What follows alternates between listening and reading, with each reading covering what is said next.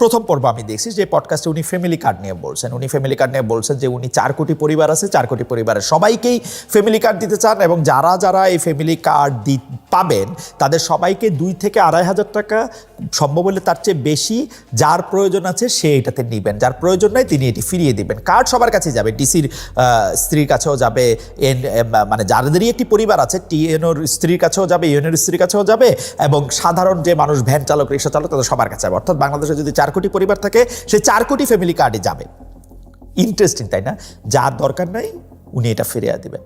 আমার কাছে কিন্তু এটা মনে হয়েছে যে তারেক সাহেব এটা একদম পিওর। এটা হচ্ছে যে নারীদের ভোট টানার জন্য, ভোট নেয়ার জন্য একটা, আমি কি বলবো, যে একটা একটা একটা একটা একটা একটা টোপ বলবো না, টোপ না বলি, একটা বিষয় সামনে রাখলেন যে যাতে নারীরা এই ভোট দিতে উৎসাহিত হন, যে বিএনপি ক্ষমতায় আসলেই বুঝি তারা একটা ফ্যামিলি কার্ড পাবেন, সেই ফ্যামিলি কার্ড দেওয়া আসলে তারা চাইলেই 2,000-2,500 টাকা করে প্রতি মাসে পাবেন এবং 2,000-2,500 টাকা প্রতি মাসে পেলে সেটা দিয়ে তারা একটা ছোটোখাটো সঞ্চয় করতে পারবেন এবং যা করতে পারবেন, যেটা তারেক রহমান সাহেবের কথা শুনলাম। যেটা শোনার জন্য আশাই ছিলাম যে ভাই আসেন আমরা একটা নর্মাল যোগ বিয়োগ করি। যোগ বিয়োগ হচ্ছে যে ধরেন আপনি 2,000 টাকা করে দিবেন, আমি প্রথমে ধরে নিই আপনি 1 কোটি পরিবারকে দিবেন, 1 কোটি পরিবারকে দিলে আপনার 2,000 টাকা করে দিলে আপনার 2,000 কোটি টাকা প্রতি মাসে। 2,000 কোটি টাকা যদি আপনি প্রতি মাসে দেন, আপনি 12 মাসে দিবেন হচ্ছে 24,000 কোটি টাকা। 24,000 কোটি টাকাকে যদি আমরা একটু রাউন্ড করি, ধরেন এটা 25,000 কোটি টাকা। এই 25,000 কোটি টাকার যে বাজেট, সেই বাজেটের সংস্থান কোত্থেকে হবে সেটাও আপনি ভেবে রাখছেন নিশ্চয়ই। আপনার সোশ্যাল সেফটি নেটের মধ্যে থেকে সেটা ঠিক আছে।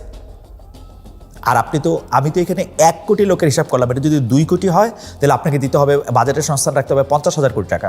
কোথা থেকে আপনি কমাবেন বা কোন জায়গায় আপনি এটা বাড়াবেন সেটাও আপনি একটু আমাদেরকে বললেন। এই নির্বাচনের আগে যে টোপ আমি বলতে চাইলাম না, আপনি সবার জন্য এটা উন্মুক্ত রাখছেন। সবাই আমাকে ভোট দেন, ভোট দিলেই সরকারের পক্ষ থেকে আপনার প্রতি মাসে 2-2.5 হাজার টাকা করে পাবেন। এটা একটু আমাদেরকে পরিষ্কার করেন জনাব তারেক রহমান। এবং সরকারি টাকা দিয়ে, মানে এই টাকাটা কিন্তু আপনার না, এই টাকাটা সরকারের।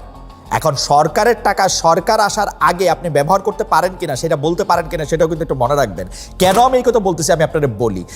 আমরা তো যারা আপনাকে ভোট দিব তারা তো এটা নাও চাইতে পারি যে আমাদের সবাইকে আপনি ধরেন একটা সাহায্য হিসাবে আপনি 2,000 টাকা করে প্রতি মাসে দিবেন।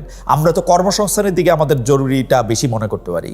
আমরা তো মনে করতে পারি যে এই ফ্যামিলি কার্ডের থেকে আমাদের চাকরি পাওয়া, আমাদের নিজের পায়ে দাঁড়ানোটা খুব বেশি দরকার। পৃথিবীর যেসব দেশে এইসব সোশ্যাল সেফটি নেটের মাধ্যমে অনেক বেশি এই নিম্নবর্গের মানুষদেরকে সরাসরি টাকা সাহায্য করেছে, তাদের কি সফলতা আমরা অনেক বেশি দেখি।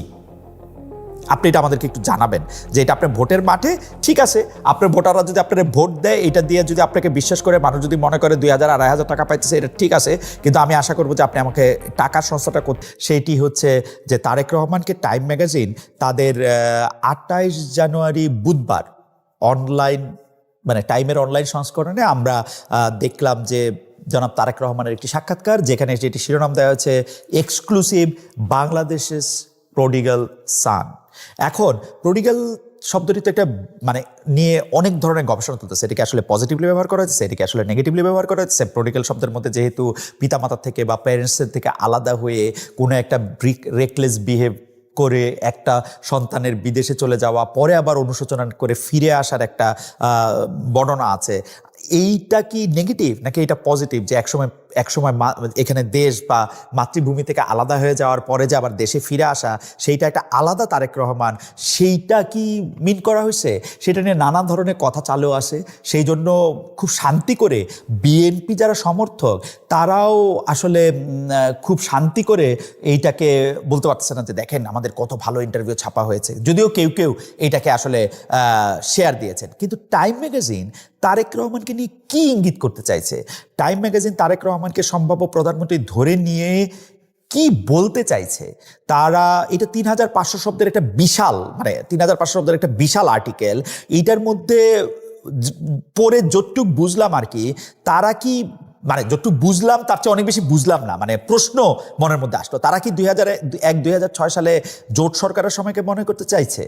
111 সরকারের সময় তারেক রহমানের লন্ডন গমন, পরে আওয়ামী লীগ আমলে নানা নিষেধাজ্ঞার মুখে দেশে না ফেরা, তাদের পতনের পর বিপুল সংবর্ধনার পরে, পতনের পর মানে কি, মানে পতনের পরপর না, আবার মানে 5 আগস্ট 2024 আওয়ামী লীগ সরকারের পতন ঘটছে, কিন্তু উনি 6-7 আগস্ট আসেন নাই, কিন্তু উনি আসছেন 2024 পেরিয়ে 25-এর পুরোটা পেরিয়ে 25 ডিসেম্বরে তিনি দেশে ফিরছেন, বিপুল সম্বর্ধনা পাইছেন অবশ্য।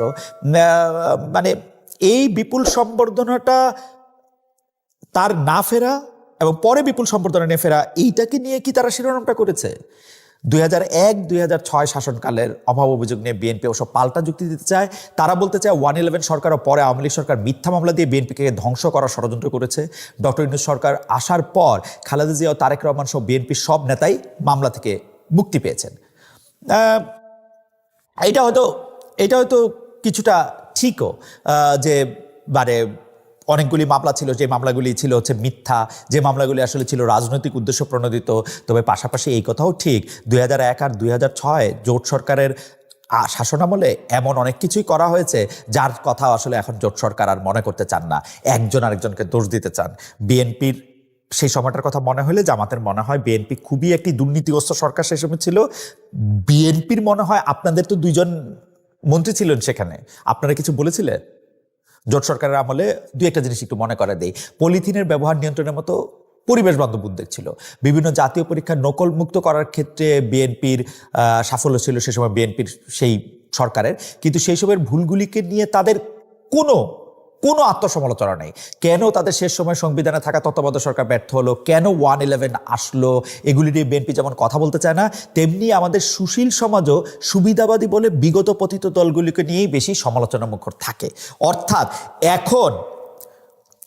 এখন তারেক রহমান, বেগম খালেদা জিয়া, তাদের সমালোচনার থেকে যে সরকারটা এখন পতিত, যে সরকারটা এখন নাই, তার সমালোচনাই এখন আমাদের জন্য সবচেয়ে আরামদায়ক। সামনে যে ক্ষমতায় আসবে তাদের দিকে ঝুঁকে থাকাও আমাদের জন্য অনেক আরামদায়ক। সম্ভাব্য প্রধানমন্ত্রীর কাছে গিয়ে আমাদের বাঘা সম্পাদকেরাও যেরকম হাসি, যেরকম আমি কি বলবো, মানে যেভাবে, তেল শব্দটা আমি এখনো বলতে চাই না, তেল নিশ্চয়ই তারা জমায়া রাখছেন, কিন্তু হাসিতে তো তাদের মানে আমার আর কিছু বলার নাই আসলে। আমাদের বাঘা সম্পাদকদের কথা আপনারা জানেন। টাইমের প্রতিবেদনে বিএনপি ও তারেক রহমানের জন্য অনেক আশার কথাও আছে। সেখানে বলা আছে বাংলাদেশের মানুষও তার কথায় আস্থা রাখছে বলে মনে হচ্ছে। ডিসেম্বরের শেষ দিকে করা জনমত জরিপ অনুযায়ী তার দল বিএনপির প্রতি সমর্থন প্রায় 70%। অন্যদিকে নিকটতম প্রতিদ্বন্দ্বী প্রধান ইসলামপন্থী দল জামায়াত ইসলামের প্রতি সমর্থন 19%। এটা ধরেই উজ্জীবিত থাকতে পারে বিএনপির কর্মী সমর্থকেরা। টাইমের প্রতিবেদন আবার স্মরণ করিয়ে দিচ্ছে যে 2001 থেকে 2000 সাল পর্যন্ত বিএনপির শাসনামলে দুর্নীতির ধারণা সূচকে টানা 4 বছর বাংলাদেশকে বিশ্বের সবচেয়ে দুর্নীতিগ্রস্ত দেশ হিসেবে চিহ্নিত করেছিল টিআই। শেখ হাসিনাকে ক্ষমতাচ্যুত করতে গিয়ে যে প্রায় 1400 বিক্ষোভকারী প্রাণ দিয়েছেন, তাদের সেই রক্তের বিনিময়ে শেষ পর্যন্ত হয়তো আরেকজন স্বার্থপর অভিজাত ব্যক্তির উত্থান ঘটবে। এটা অবশ্য বিএনপি জোটের এখনকার নির্বাচনী প্রতিপক্ষ জামাত এনসিপির সমালোচনা সামনে এনেছে টাইম। যাই হোক, টাইম ম্যাগাজিনের সেই কথা আমি আর অগ্রসর হতে চাই না।